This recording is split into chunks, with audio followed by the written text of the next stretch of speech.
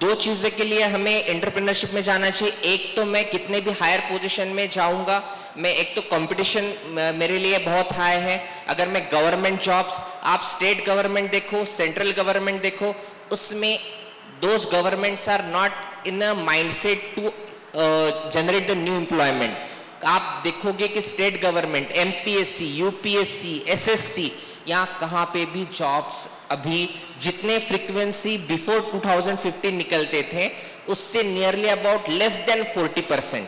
आप जितने भी लाइब्रेरीज में जाइए, बच्चे 1 साल, 2 साल, 3 साल, 4 साल तक देते हैं एमपीएससी यूपीएससी के लिए। अगर वो क्रैक नहीं हो पाती उसके बाद वो ब्लैंक हो जाते हैं कि क्या करना है।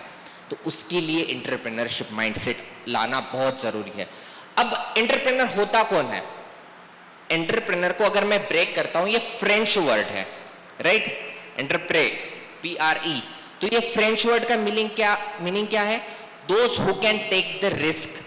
मेरे लाइफ में मैं कुछ नया करने के लिए रिस्क ले सकता हूं, तो उसको कहा जाता है एंटरप्रेन्योर, राइट?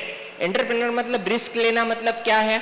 सब लोग गवर्नमेंट जॉब के लिए क्यों प्रिपेयर करते हैं? क्योंकि मुझे वहां पे सिक्योरिटी दिखती है कि मैं जाऊंगा, एक बार सिर्फ जॉब में जाने के लिए मेरा ज्यादा से ज्यादा प्रयास करूंगा, एक बार मुझे जॉब मिल गया, then I am happy for till the 58 और 60। ये आपके पहले की जनरेशन है, आपके पहले की जनरेशन है। आपने आपके पापा को, आपकी मम्मी को अगर जॉब करती है तो देखा होगा कि 22वें 23वें उम्र में वो जॉब में लग जाते हैं और 58 60 उसी चेयर पे 1-2 एडवांस लेवल पे जाके वो रिटायर हो जाते हैं।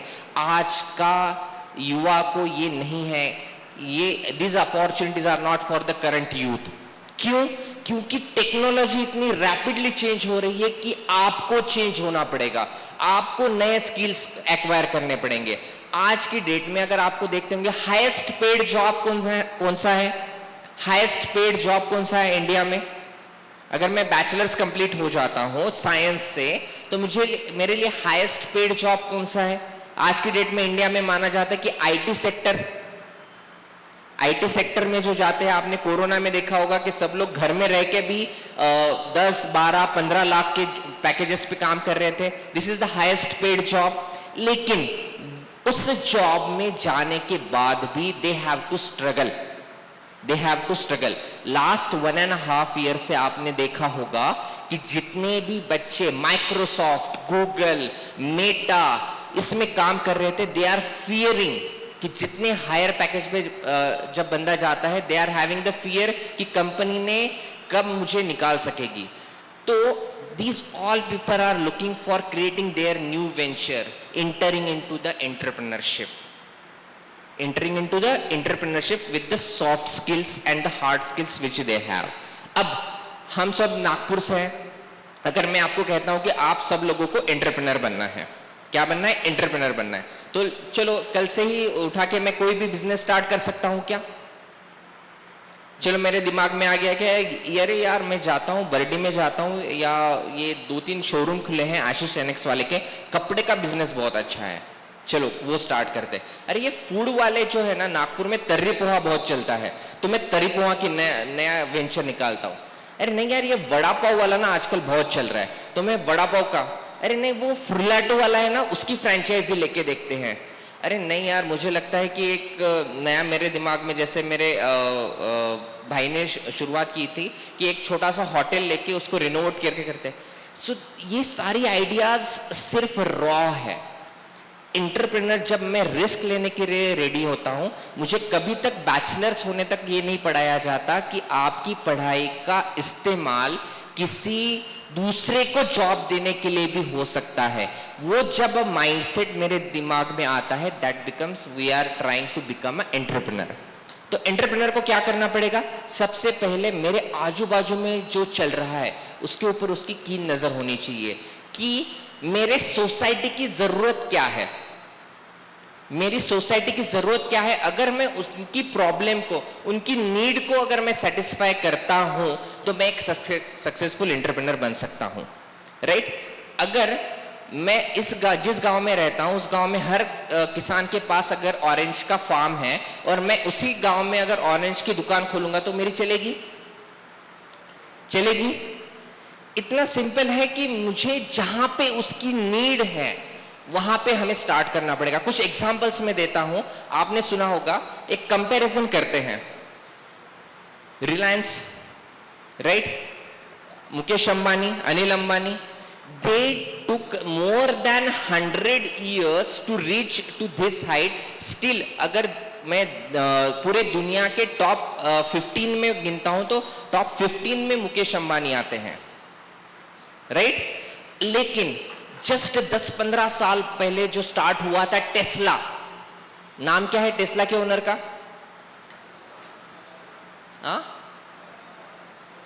Elon Musk. कब? 15 साल पहले। घर में क्या था? कुछ भी नहीं था, लेकिन एक एंटरप्रेन्योर माइंडसेट कि मुझे ब्रेक करना है, कुछ तो नया करना है। किसी ने नहीं सोचा होगा कि अगर यार ये किसका काम है सैटेलाइट भेजना? अरे नासा का काम है, इसरो का काम है। क्या मैं प्राइवेट स्पेस व्हीकल्स भेज सकता हूं? राइट? ये एक ऑड माइंडसेट, इसको कहते हैं एंटरप्रेन्योर माइंडसेट। उन्होंने स्टार्ट किया and they have build a big company. Tesla की जो सेल्फ ड्रिवन कार है, self driven car, it is costing, उसकी costing average self driven car से 30 से 40% ज्यादा है, but still it is the highest paid. उसकी waiting is more than 4 to 5 months। ऐसा एंटरप्राइज खड़ा कैसे किया उन्होंने? रिलायंस के पास अगर मैं इंप्लॉय स्ट्रेंथ, अगर कारपेट एरिया पकड़ूंगा तो they are having more than 5 lakh to 25 lakh of space. उनके पास जितने एम्प्लॉयज है उससे कितने ही कम इन रिसोर्सेस में वो कंपनी रन कर रहा है, and still he is having the number 1 worth of complete world, number 1 Tesla. तो ये माइंडसेट हम कैसे डेवलप कर सकते हैं उसके ऊपर हमें सोचना चाहिए, क्योंकि उन्होंने प्रॉब्लम आइडेंटिफाई किया। अब ये कुछ ग्लोबली 2-3 नाम लेंगे, वो उसके बाद आएंगे हम इंडिया में। अमेज़न, अमेज़न के पास क्या है? कहां से शुरुआत हुई थी कंपनी? बुक्स सेलिंग से स्टार्ट हुई थी। अगर आप सर्च करोगे तो अमेज़न सिर्फ ऑनलाइन बुक अगर मुझे मंगानी है तो वहां से शुरुआत होके आज अमेज़न के पास लार्जेस्ट ई कॉमर्स प्लेटफॉर्म है। अमेज़न के पास अमेज़न प्राइम करके वीडियो शेयरिंग प्लेटफॉर्म है।